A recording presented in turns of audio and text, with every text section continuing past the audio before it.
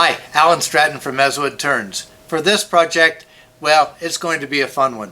Steve sent me a couple of pictures and said, how do you do this? Well, those were 2D, so I'll give you a 3D tour. But what it reminded me of was a bracelet box from a demonstration that I saw by Janice Levy.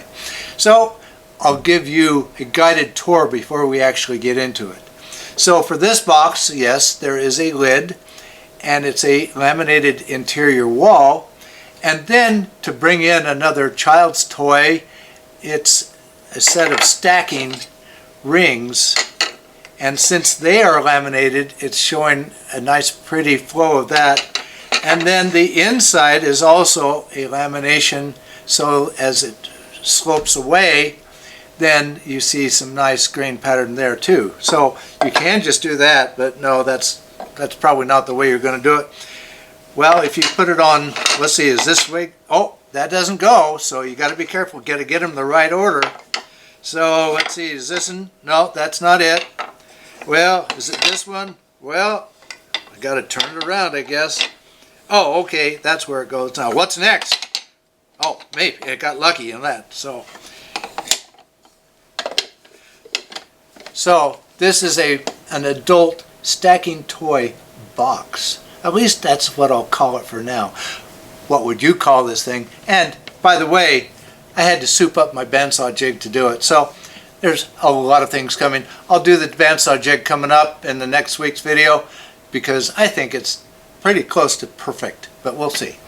But meanwhile, let's turn this stacking ring adult box. Previously, I laminated a stack of Paduk, Yellowheart, Wenge, Cherry, and Maple. Looking at the stack versus how I pictured the final project, even after doubling the width, I want to add just a little more to the stack to get more width. So I chopped my stack in half and glued it together again, and cleaned it up again. Since for my plan I have a larger outer box and a smaller inner box, the pieces are not equal. I still want a little more diameter for the larger portion. After finding center, I glued on another strip of cherry on both sides of the larger outer block. Just a note here, I figured it was important to carefully align the center points of the two stacks. This is important to maintain the illusion of the smaller inner box having been cut out of the larger outer box. Carefully marking my center point on both pieces according to the lamination plies is important to the illusion. The blocks are also now glued to faceplates and circles marked for my plan. Now I can start rounding off the blocks. This project also requires that I switch between top and bottom faceplates.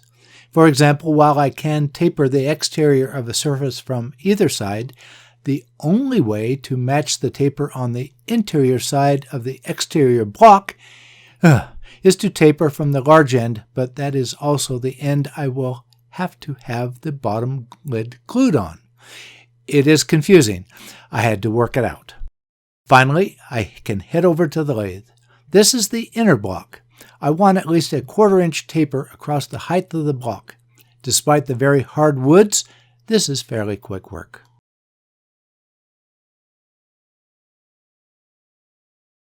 Now swap the blocks to have the outer block mounted to the lathe.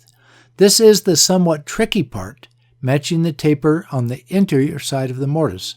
I bored out as much as I could with a large Forstner bit, then switched to a box scraper to expand the hole to the larger end of the taper, then work down the outer end until the two blocks fit together.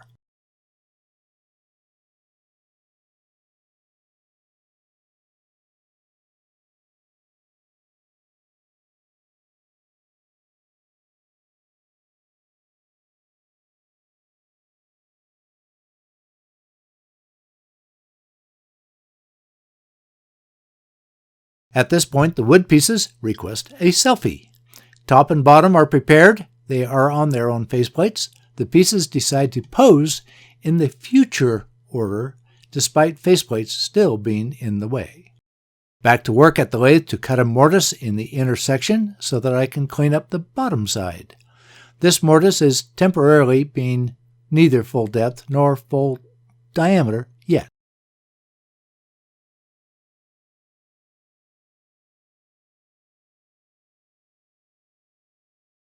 With that mortise available for remounting the wood, I can use one of my older bandsaw jigs to safely cut off the faceplate. With the wood mounted with the mortise, I can clean up the gluing surfaces. Then center and glue on the base wood, maple, and veneer. While glue dries, I also glued on the top wood a lamination of bloodwood and veneer to the upper section.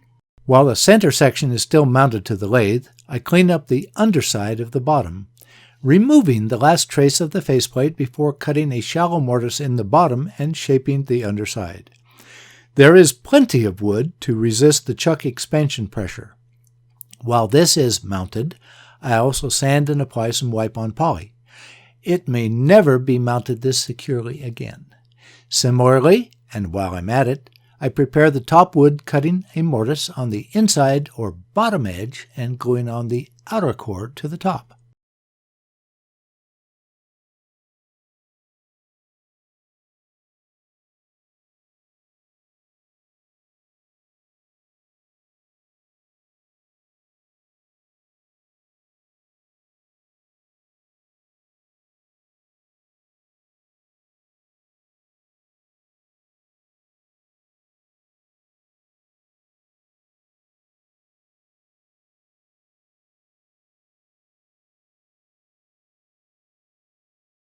At this point, my outer section has faceplates on both ends.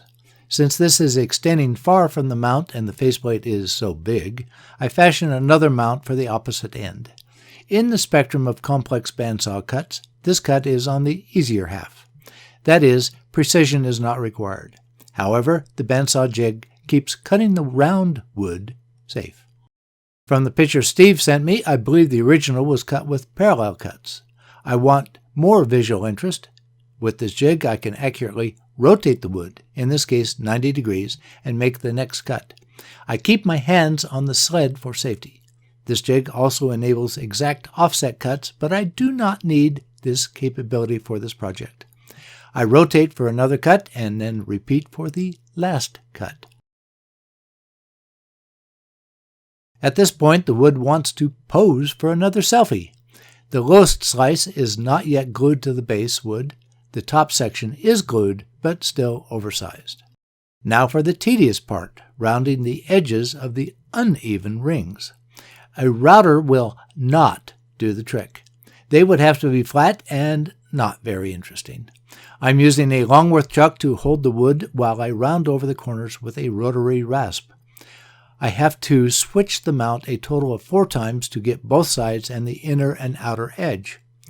After the rotary rasp, I also hand sand from 80 grip and up to all 4 mounts for each ring.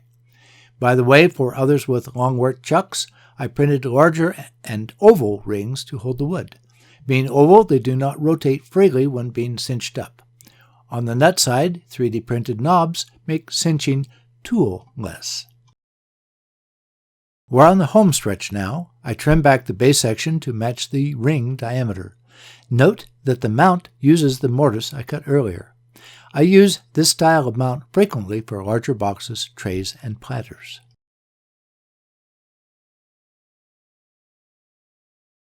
While still mounted, I hollow out the center, removing the temporary mortise that I cut earlier to work the other end.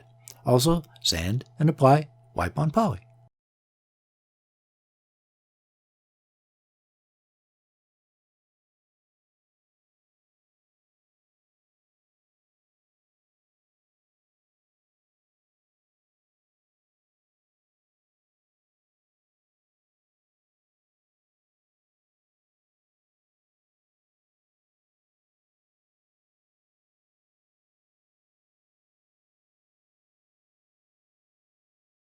Now the top section is mounted with its faceplate so that I can trim the underside to match the rings. While still mounted, I cut a mortise similar to the base and relieve some of the thickness and sand and apply wipe-on poly.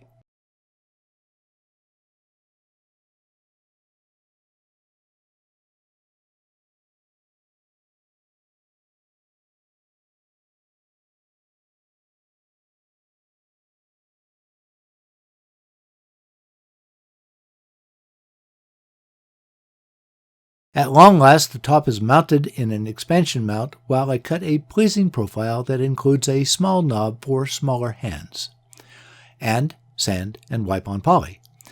This completes my stacking rings box for adults. This is not for toddlers. They can stick to and chew on the plastic version. This one is fun and is a box to boot. It is not a bracelet box. It is much better.